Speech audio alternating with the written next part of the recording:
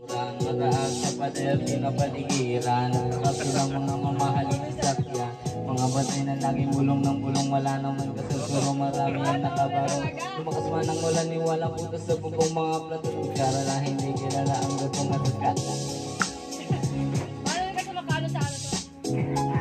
Ang sarap sigurong manirahan sa bahay na ganaan. Gabi pa nila ay di kumori matutagpuan na taon na nagmamayari ng isang upuan.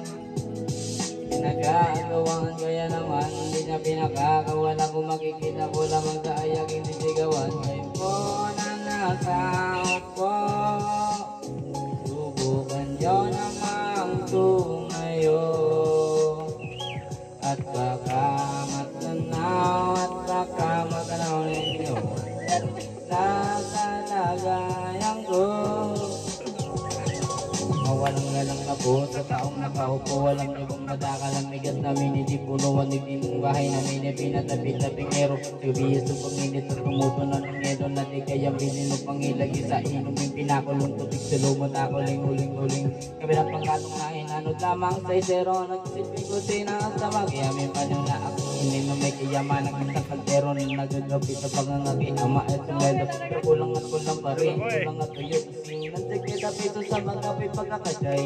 Di ko alam ba talagang maraming araw, mataas lang ang bakol. Nagpubulag-bulagan naman po kayo dahil sa dami ng pera nyo. Walang doktor na nakapagpapalino na mata nyo, kaya huwag ka masyadong halata.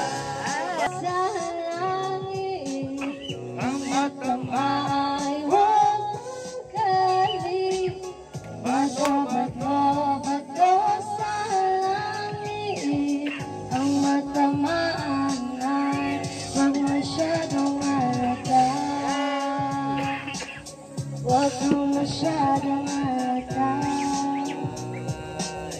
Huwag kang masyadong halata. Huwag kang